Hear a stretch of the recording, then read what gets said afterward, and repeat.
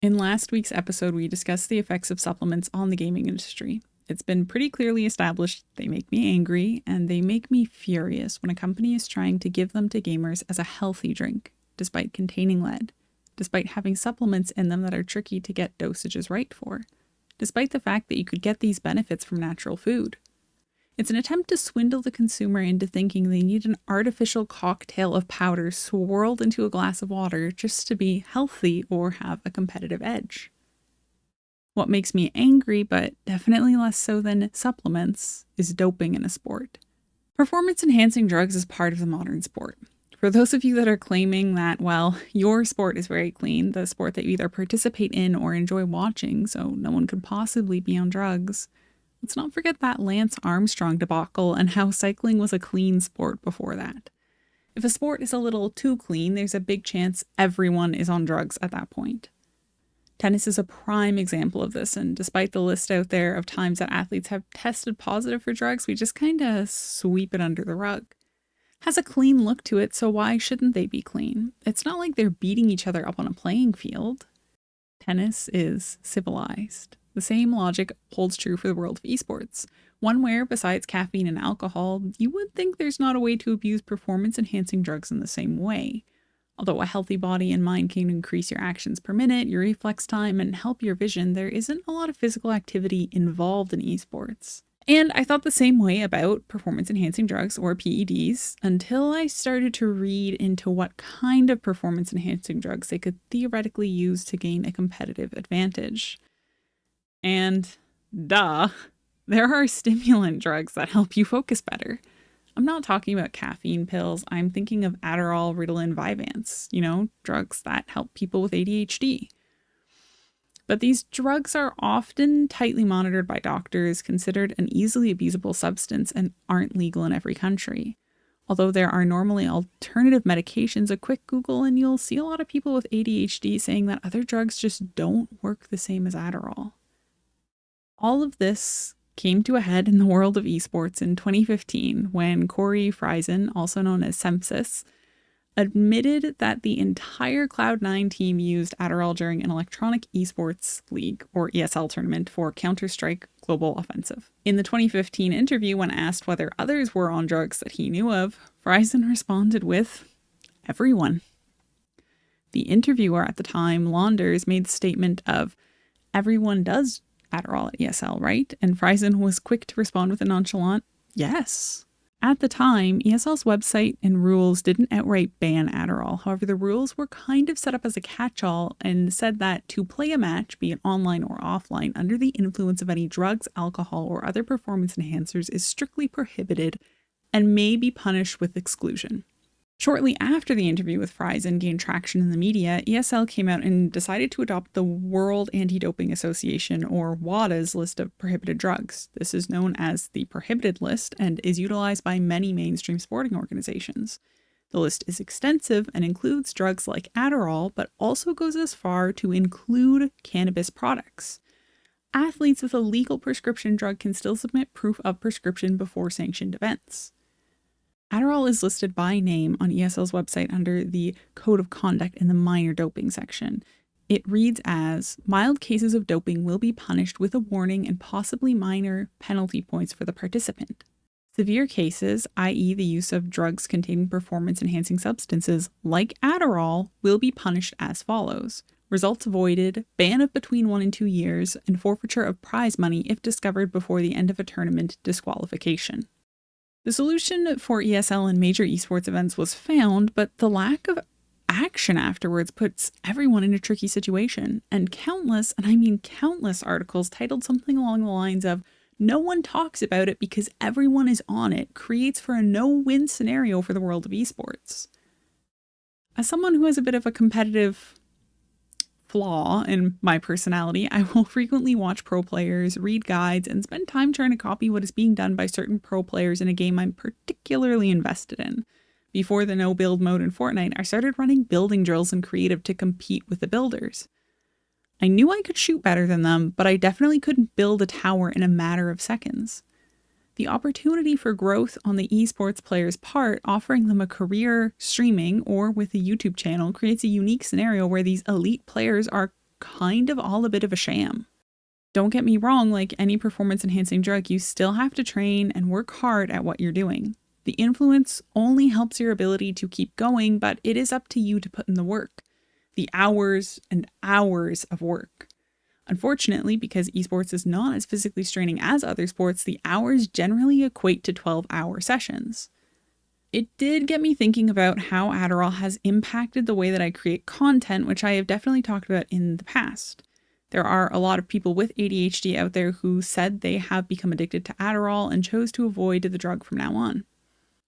The 12-hour dosage of focused drive and being able to direct your high levels of energy feels almost like a cheat code. What I also started to think about is how many Twitch or YouTube streamers stream for close to 12 hours a day.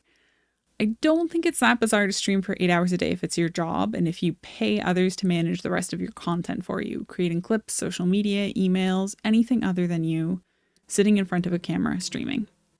I don't know how a lot of full-time streamers choose to run their business, and it's not my business to know.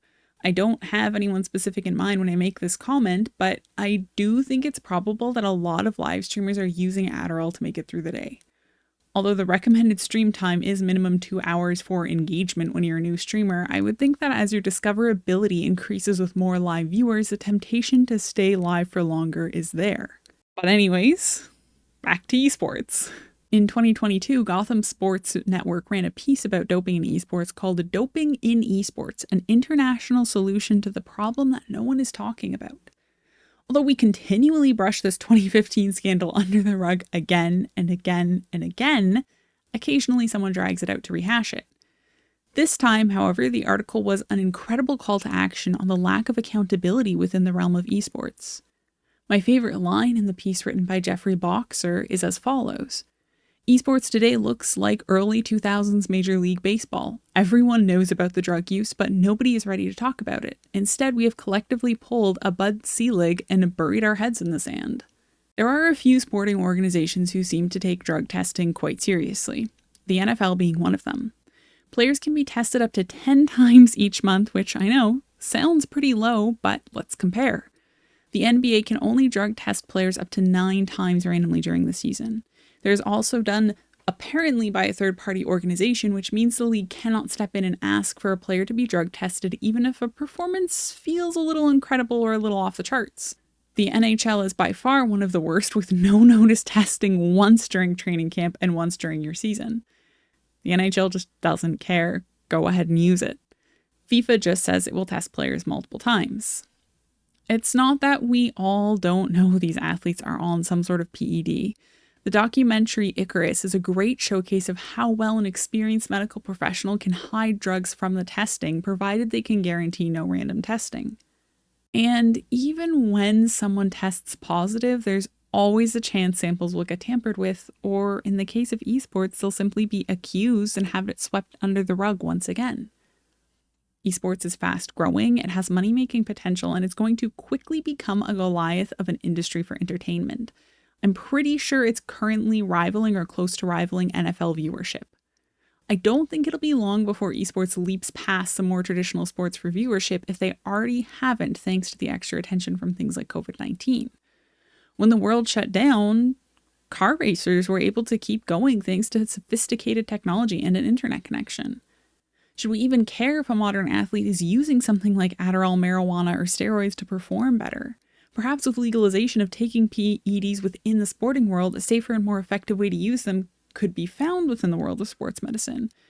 But that also means that we've kind of agreed that the human capacity is at its limits. We've found the best, so let's just turn towards that. Using PEDs doesn't magically make one better at any given sport, but using them will give you an advantage over those who choose to play the sport clean. And therein lies the problem, I think. An unfair advantage. The world of drugs and esports as a whole reminds me of the state of StarCraft 2 right before it blew up. Which, by the way, let me just plug one of my favorite gaming articles while we're on the subject. The Rise and Fall of StarCraft 2 as an Esport by Kevin Hovdestad. I apologize if I got that name wrong. The 2016 article was published shortly after, StarCraft 2's fall from stardom. And let's be clear, this article isn't even that long, and I don't know why I love this article as much as I do, but it just hit at the right time. And if you were watching StarCraft 2 at that era, you'll know what I'm talking about.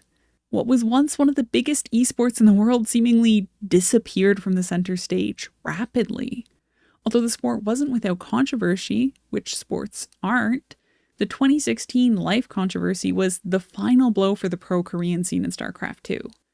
If you watched StarCraft 2 back then, and I watched a lot of StarCraft 2, you'd know that Life was one of the dominating players in the competition, perhaps the best we've ever seen. And the fall from grace led to a lifetime ban from all esports for life. And just like that, StarCraft 2 was over. Life was going to be probably the best player ever, and he threw games. And that was it. It's hard to say that a whole industry, especially one as big as esports, will vanish overnight. But with most of the revenue coming from sponsorships and most of the people watching wanting to make it big, and Gen Z being a target audience for athletes, soon to be Gen Alpha, it wouldn't be surprising to see a reality check hit all those potential athletes once we realize how hard it is to get to the top without something like Adderall. And how, by the way, we aren't doping efficiently in esports. We could be doing this a bit better. I don't like to paint generations with one brush, but I do think there are traits for every generation that we see more and more. And for Gen Z, a lot of people talk about efficiency, which is an excellent trait to have, especially when entering the workforce. But we have to wonder what the efficiency of drugs could be in something like esports, since we don't have coaches, doctors, or people pushing the boundaries of such a mentally challenging sport. Esports is skill-based. Video games are a skill sport.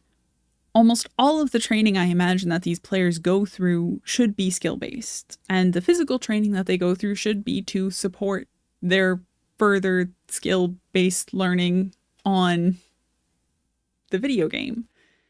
It's a deep rabbit hole of extensive and hard physical training that they, in theory, should be going through to improve reflexes and the actions per minute and keeping their arms and especially hands in good condition. Wrist injuries, hand injuries, these all happen to people, and it's a really real risk when you're doing something like esports. But from everything I've read and everything I've seen, something like esports where we don't have a coaching team or, I don't know, people who know what they're doing in terms of training esport players physically, because I don't know a lot about how these inner teams work, but I don't think we have that yet. That's a huge issue. Things like nutrition plans and physical training plans and physiotherapy and recovery times and training seasons. This is a real thing that we do in the sports world, and it feels like when it comes to esports, we're just not. And I think there's a lot to be said for the fact that esports could potentially have such a higher skill ceiling than we're currently reaching.